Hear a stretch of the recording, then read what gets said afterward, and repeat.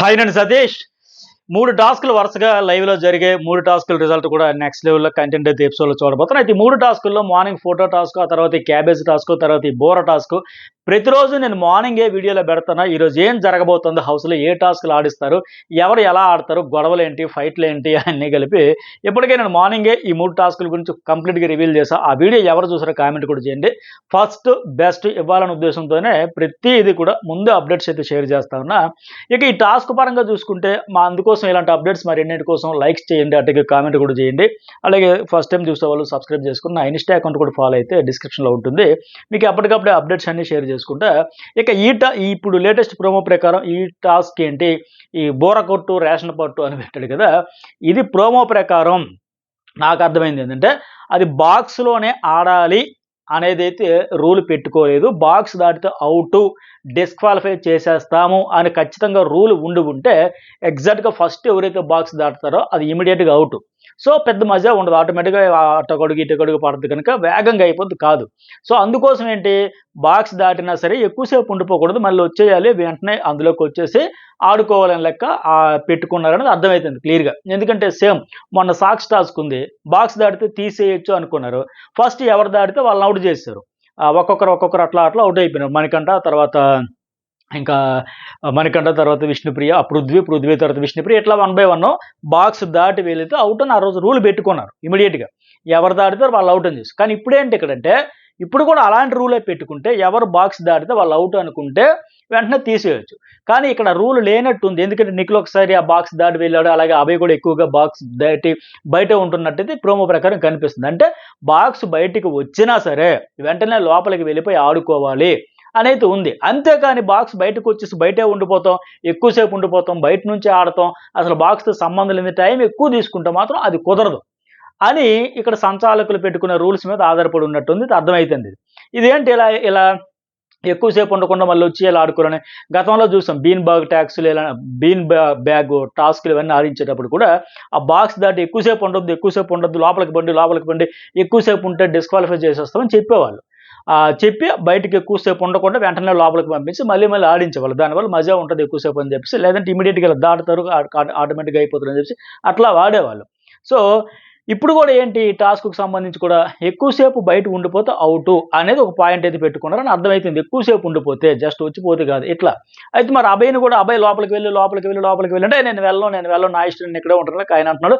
అలా అయితే డిస్క్వాలిఫై చేస్తారని సంచాలకురాలుగా ఉన్న సోని అయితే చెబుతూ ఉంది. అయితే మీరు ప్రోమో గమనిస్తే ఫైనల్ వరకు అభయ్ ఆరెంజ్ బెలూన్ మాత్రం ఒకటి ఖాళీకి ఉంది, అలాగే నిఖిల్ వైట్ బెలూన్స్ కూడా పేలిపోయి ఉన్నాయి. లాస్ట్ వరకు బజర్ మోగినప్పటి వరకు ఎవరు బెలూన్ అయితే ఉంటే వాళ్ళే, అంటే మెయిన్ నిబంధన, ఈ టాస్క్కి మెయిన్ నిబంధన ఏంటంటే లాస్ట్ బజర్ మోగే సమయానికి, ఆ బజర్ మోగే టైంకి ఎవరిదైతే బెలూన్ ఉంటుందో వాళ్ళే విన్నర్. అలా అయితే లాస్ట్ వరకు చూసేసరికి అభయ్కి బెలూన్ అయితే ఉంది, సో ఆయనే విన్నర్. కానీ ఇక్కడ అభయ్ విన్నర్ కాకుండా నిఖిల్ విన్నర్ అని సోనియా ప్రకటించినట్టు మనకు అర్థమవుతుంది, తెలుస్తూ ఉంది. అలాగే ఈ ప్రోమో ప్రకారం, అలాగే నేను మార్నింగ్ వీడియోలో చెప్పిన లీక్ ప్రకారం కూడా నిఖిల్ విన్నర్ ఈ టాస్క్లో కూడా తెలిసింది. సో ఇక్కడ అభయ్ బెలూన్ చివరి వరకు ఉండి పేలిపోకుండా ఉండి, నిఖిల్ బెలూన్ ఆయనకంటే ముందే పేలిపోయి ఆయన బెలూన్స్ అన్ని క్లోజ్ అయిపోయి ఒక బెలూన్ అయినా సరే అభయ్ది లాస్ట్ వరకు ఉంటే ఆ మెయిన్ రూల్ ప్రకారం అయితే అభయ విన్నర్. ఆయన బెలూన్ కనిపిస్తుంది మనకు ప్రోమోలో చూస్తే అభయ్ బెలూన్ అయితే ఉంది, ఆ బజర్ మోగే సమయానికి ఉంది కనుక ఆయనే విన్నర్. కానీ ఇక్కడ ఏంటి, నువ్వు ఎక్కువసేపు బాక్స్ బయటకు వచ్చాడని ఆయన అవుట్ చేసేసి నిఖిల్ విన్నర్గా ప్రకటించినట్టు అర్థమవుతుంది. అలా చేస్తే అది 100% రాంగ్ డెసిషన్. ఒకవేళ ఆయన బయటకు వచ్చి ఎక్కువసేపు ఉంటే ఎవరు, అభయ్, అప్పుడే పాజ్ చేసేయాలి గేమ్ని. నీకు ఇంకా చెబుతున్నా, ఒకసారి జస్ట్ ఇలా వచ్చి లోపలికి వెళ్ళిపోతే ఓకే, నువ్వు బయటే ఉండిపోతాను, నా ఇష్టం అంటున్నావు, నువ్వు బయట ఎక్కువసేపు ఉండిపోతాను, సో గేమ్ పాజ్ చేసేస్తున్నాను అని అక్కడికి పాజ్ చేసేస్తే ఆయనకు వార్నింగ్ ఇవ్వడం, అక్కడే డిస్క్వాలిఫై చేసేస్తే 100% పర్ఫెక్ట్. ఆమె చెప్పింది జస్ట్ ఒక అడుగు ఇటు బయటకు వేసి మళ్ళీ లోపలికి వెళ్ళిపోతే పర్వాలేదు అనింది. కానీ నువ్వు బయటే వచ్చి ఉండిపోతున్నావు, చాలాసేపు ఉండిపోతున్నావు, సో ముందే రూల్స్ పెట్టుకున్నాం కనుక నిన్న ఇక్కడ డిస్క్వాలిఫై చేస్తే తప్పు లేదు అని చెప్పేసి హౌస్ మేట్స్ కూడా ఒప్పుకుండేవారు. మరి ఇంక చెప్పిన తర్వాత ఇంకేం చేస్తాను, నువ్వు అంతసేపు ఎందుకు ఉండాలి, ఇమీడియట్గా వెళ్ళిపోవాలి కదా. అట్లా కాకుండా అక్కడ పాజ్ చేయకుండా గేమ్ అంతా చివరి వరకు టాస్క్ అంతా ఆడించేసి లాస్ట్ బజర్ వరకు వెయిట్ చేయకూడదు. అప్పుడు పాజ్ చేసి అప్పుడే డిస్క్వాలిఫై చేసి ఉంటే అయిపోయి పంచేది ముగిసేది. కానీ అట్టా కాకుండా లాస్ట్ బజర్ వరకు వెయిట్ చేసి టాస్క్ అంతా అయిపోయాక లాస్ట్ బెలూన్ నిఖిల్ది కూడా కంప్లీట్గా అభయ్ పగలగొట్టేసిన తర్వాత అప్పుడు ఆ డెసిషన్ తీసుకొని నువ్వు ఎక్కువసేపు బయట ఉన్నావు కనుక అబ్బాయి నువ్వే నేను చెబుతాను నువ్వే అవుట్ అని లెక్క చెప్పడం అయితే 100% రాంగ్. ఆట అంతా చూశాను కనుక అనలైజ్ చేసి నా అనలైజ్ ప్రకారం అంతా జరిగిపోయాక ఇప్పుడు ఇలాంటి డెసిషన్ చెబుతానంటే 100% రాంగ్. ఇద్దరు బెలూన్లు కాలికి ఉన్నప్పుడు అభయ్ బయటికి వచ్చాడు. నేను డిస్క్వాలిఫై చేశానంటే బాగుండేది. ఎక్కువసేపు ఉండిపోయాడు కనుక అక్కడే గేమ్ని పాజులో పెట్టి ఆయన అవుట్ అయిపోయాడని చెప్పేసి ఉంటే ఇంక ఇష్యూ లేకపోయేది. కానీ అప్పుడు డెసిషన్ తీసుకోకుండా పాజులో పెట్టకుండా ఆటంతా ఆడించి అభయ్ ఏమో బజర్ మోగే సమయానికి ఒక బెలూన్తో ఉండి అప్పటికి నిఖిల్ తాలూకు బెలూన్ ఒక్కడు కూడా లేని దశలో ఇప్పుడు మళ్ళీ నేను ఆటంతా చూస్తాను, మొత్తం రివీల్ చేసుకుంటాను, ఇప్పుడు అనలైజ్ చేసుకున్న అనలైజ్ ప్రకారం నిఖిల్ విన్నరు అంటే ఇది 100% రాంగ్. ఫైనల్ రిజల్ట్ వరకు ఫైనల్ బజర్ వరకు వెయిట్ చూసి అప్పుడే వాడు అయితే 100% తప్పు. సో ఇక్కడ నాకు అర్థమైంది ఏంటంటే సోనియా బ్లండర్ డెసిషన్ తీసుకుందని అర్థమైంది అనుకుంటున్నా. ప్రోమో ప్రకారం చూస్తే ఆ రూల్ ప్రకారమే వెళ్ళాలనుకుంటే అప్పుడే అక్కడే చెప్పేయాలి. అబ్బాయి ఎన్నిసార్లు చెప్పాలి, రూల్ దాటో, లైన్ దాటో, బాక్స్ దాటో చాలాసేపు ఉండిపోయావు, సో నువ్వు అవుటు ఇలా కాదు అని చెప్పుంటే ఎక్సలెంట్గా ఉండేది. అలా కాకుండా అంత అయిపోయి లాస్ట్ బజర్, మెయిన్ రూల్ అదే, లాస్ట్ బజర్ మోగే సమయానికి ఎవరు బెలూన్ ఉంటే వాళ్ళే విన్నర్ అనేది. ఆ ప్రకారం చూస్తే అబ్బాయి బెలూన్తో ఆయనే ఉన్నాడు, సో ఆయనే విన్నర్ అని ప్రకటించాలి.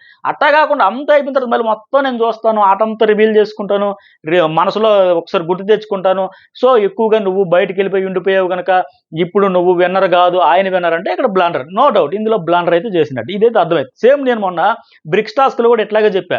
పృథ్వీ వచ్చి తోసినప్పుడు ఎదుటి టీం వెంటనే సంచాలకుడి దగ్గరికి వెళ్ళి గొడవ పెట్టి ఆయన ఇలా రూల్ బ్రేక్ చేశాడు, అక్కడ బ్రిక్స్ పెట్టమన్నారు పక్కడు నెట్టమనలా, ఈ రూల్స్ వైలేషన్ చేస్తే మేము అస్సలు ఆడం, ఇక్కడ పాజులో పెట్టి అని చెప్పి ఉంటే ఇమీడియట్గా అప్పుడు తీసుకునేవాడు డెసిషన్. అలా కాకుండా ఏంటా పృథ్వీ దోశాడా మనము తోద్దాం వాళ్ళ దోశ వీళ్ళ దోశ మొత్తం తోసుకొని చాలాసేపు అయిపోయినాక వీళ్ళు ఓడిపోయినాక తన్నుకొని ఆ బ్రిక్స్ని అన్నీ చేసుకుని ఓడిపోయిన తర్వాత వాళ్ళే దన్నారు మాకు అన్ఫేర్ డెసిషన్ చేశారు అని చెప్పి గోలగోలు చేశారు. వాళ్ళే మొదలుపెట్టారు. వాళ్ళు మొదలుపెట్టినప్పుడు ఎందుకు కంటిన్యూ చేయాలి, నువ్వు కూడా ఆపియాలి కదా, ఆపకుండా చేసి సేమ్ ఇప్పుడు కూడా ఇట్లాగే అనిపిస్తుంది అక్కడ. సో అలాగే ఇంకొకటి ఏంటంటే ఇక్కడ యష్మి అంటుంది సంచాలక కూడా మళ్ళీ ప్రూవ్ చేసుకొని నువ్వు చీటర్ అని. నిజంగా నాకేమైనా ఫన్నీగా అనిపించింది ఇక్కడ. మొన్న యష్మి ఎలా అయితే నియర్ బై గెలిచిన వాళ్ళకి ఇస్తానని చెప్పి ఆ డెసిషన్ తీయకుండా బ్లండర్ చేసి చీటర్ అనిపించుకుంది ఆ రోజు, ఇక్కడ కూడా సేమ్ సంచాలకురాలుగా గెలిచిన వాళ్ళకి ఆ రోజు అలాగైతే గెలిచిన వాళ్ళకి ఓడిపోయారు అని చెప్పి ఆమె అయితే చెప్పడం వల్ల ఆమెను చీటర్ అనుకున్నారు హౌస్మేట్స్, ఆడియన్స్. అట్లాగే సేమ్ ఇక్కడ కూడా వచ్చి విచిత్రంగా ఆమె ఏమని చెప్పడం చూస్తే కామెడీగా అనిపించింది. ఆ మాట ఎవరో అనొచ్చు, సంచాలకుగా చేయని వాళ్ళు, సంచాలకుగా పర్ఫెక్ట్గా చేసిన వాళ్ళు అందరూ చెప్పొచ్చు. 2 రోజుల క్రితం ఆమె రాంగ్ డెసిషన్ తీసుకొని ఆవిడ చీటర్ అనిపించుకొని ముందేమో ఒక మాట చెప్పి తర్వాత ఏమో మాట మార్చేసి తర్వాత దానికేమో 5 ఫుడ్ కోసం ఒక ఎమోషనల్ కవరింగ్ ఇచ్చినట్టుగా. సో ఇప్పుడు ఏంటంటే ఇక్కడికి వచ్చి ఆమె అంత మాటలు తప్పమ్మా నాకైతే అనిపించదు. అఫ్కోర్స్ ఇప్పుడు చేసిన తప్పే, కాకపోతే ఆ మాట యష్మి అన్నం చూస్తే నాకు ఫన్నీగా అనిపించింది. మరి ఆవిడ మర్చిపోయిందా ఆ రోజు సంచాలకురాలుగా ఉండేటప్పుడు ఆవిడ కూడా ఎలాంటి డెసిషనే తీసుకుంది కదా, రాంగ్ డెసిషనే కదా. సో ఇప్పుడు వచ్చేది ఎట్లాగైతే అండం చూస్తే వెరైటీగా ఫన్నీగా అయితే నాకు అనిపించింది. సరే ఇంకా నెక్స్ట్ ఏంటి, అంతకుముందు వచ్చిన ప్రోమో కూడా మార్నింగ్ అప్డేట్ చూసిన వాళ్ళు కూడా కామెంట్ అయితే చేయండి. ఆ నత్తల సాగు వెజిటబుల్స్ కదా, క్యాబేజీలు తీసుకెళ్ళాలి. అటువైపు నుంచి ఆదిత్య ప్రేరణ ఆడితే ఇటువైపు నుంచి నిఖిల్ అండ్ సోనియా ఆడతారు. నిఖిల్ అండ్ సోనియా బాగా చకచక ఆడుకుని గెలుస్తారు. అయితే ఇక్కడ గొడవ అయితే 15 క్యాబేజీలు ఉంటాయి, ఎవరు ముందు ఫినిష్ చేసేస్తే ఎక్కువ తీసుకెళ్తే వాళ్ళదనే. లాస్ట్ ప్రేరణ వచ్చేసరికి క్యాబేజ్ ఉండకపోవడం వల్ల మళ్ళీ గొడవ అయింది, నువ్వు ముందే పెట్టాలని చెప్పి. ఇది ఫుల్ క్లారిటీతో మనం ఎపిసోడ్లో మాట్లాడుకుంది, ఎవరిది రైట్ ఎవరిది రాంగ్, ఎందుకంటే పెద్ద ఆర్గ్యుమెంట్ కూడా జరిగింది, వీళ్ళిద్దరి మధ్య గొడవ ఉంటుందని, అలాగే ఇవన్నీ కూడా చెప్పినాం. అలాగే ఆ ప్రోమో ఇంతకు ముందు వచ్చిన రెండో ప్రోమోలో చూస్తే లేని ట్రాక్ల కోసం బీజిఎంలు వేసేసి బ్యాక్గ్రౌండ్లు వేసేసి సాంగ్స్ పెట్టి చిన్న అవస్థలు పడే కంటే అక్కడ విష్ణుప్రియ అలాగే Abhay Bigg Boss secret task ఈ బిగ్ బాస్ బోర్ కొడుతుంది బిగ్ బాస్ అని అడుగుతాను. నిజంగా నాకేదో కరెక్టే కదా, ఒక సీక్రెట్ టాస్క్ ఇచ్చుంటే ఎంత బాగుంటుంది. అప్పటికి అభయ్ అంటాడు ఏమో ఎవరికి తెలిసి ఎవరికి ఏ సీక్రెట్ టాస్క్ ఇచ్చాడు ఎవరు ఆడుతున్నారు, కానీ ఇంతవరకు ఇవ్వాల. కానీ ఈ రోజైనా ఇప్పుడైనా ఎప్పుడైనా ఇచ్చుంటే ఒక ఇద్దరికైనా ఇచ్చి పడేసి ఉంటే లేదా ముగ్గురికి ఇచ్చి పడేసి ఉంటే ఎంత బాగుంటుంది, ఎంత కంటెంట్ వస్తుంది. ఈ అవస్థలన్నీ తప్పాయి కదా ప్రోమోల్లో. వాళ్ళు మామూలుగా క్యాజువల్గా మాట్లాడుతున్న దానికి కూడా ఏదో ట్రాక్ లాగా బ్యాక్గ్రౌండ్ మ్యూజిక్లు పెట్టేసి సాంగ్లు పెట్టేసి ఇంత పంచేది పడే కంటే అది బెస్ట్. సీక్రెట్ టాస్క్ ముగ్గురికి ఇవ్వండి, ముగ్గురు 3 రకాలుగా ఆడుతుంటే హౌస్ మేట్స్కి అందరు గందరగోళం వచ్చి కన్ఫ్యూజ్ అయిపోయి ఎవరిది రీలో ఎవరిది ఏగో ఎవరిది ఏ టాస్క్ అర్థం కాక వాళ్ళకి మంచి ఇంట్రెస్ట్ ఉంటుంది, బోర్ కొడుతుంది బిగ్ బాస్ అనే ఫీలింగ్ వాళ్ళకి ఉండదు, ఆడియన్స్కి ఉండదు. ఎక్సలెంట్ కంటెంట్ వస్తుంది, అదైతే చేస్తే బాగుండేది నాకు అనిపించింది. మరి మీకేమనిపించింది, సీక్రెట్ టాస్క్ ఇస్తే బాగుంటుంది నిజమే కదా అనిపిస్తే కామెంట్ చేయండి. అట్లాగే ఎవరికి సీక్రెట్ టాస్క్ ఇస్తే బాగుంటుంది, ఎవరెవరికి ఇస్తే బాగుంటుంది అనేది కూడా కామెంట్ అయితే చేయండి. అట్లాగే లైక్ చేయడం కూడా మర్చిపోకండి. అలాగే ఈ బెలూన్ టాస్క్కి సంబంధించి నేను చెప్పిన లాజిక్స్ కూడా రైట్ అనిపిస్తే కామెంట్ అయితే చేయండి. అలాగే లైక్స్ చేయడం కూడా మర్చిపోకండి. ఇన్స్టా కూడా ఫాలో అయితే అప్డేట్స్ ఎర్లీగా ఉంటాయి. న్యూస్ బౌల్లో డిఫరెంట్ వీడియోస్, జర్నలిస్ట్ స్టడీస్లో వేరు వేరు వీడియోస్ అయితే అప్లోడ్ చేస్తూ ఉంటాను కనుక 2 ఛానల్స్ కూడా ఫాలో అయితే ఎక్కువ వీడియోస్ అప్లోడ్ అయితే చేస్తా. చూడడానికి కూడా మీకు నోటిఫికేషన్స్ కూడా వస్తూ ఉంటాయి.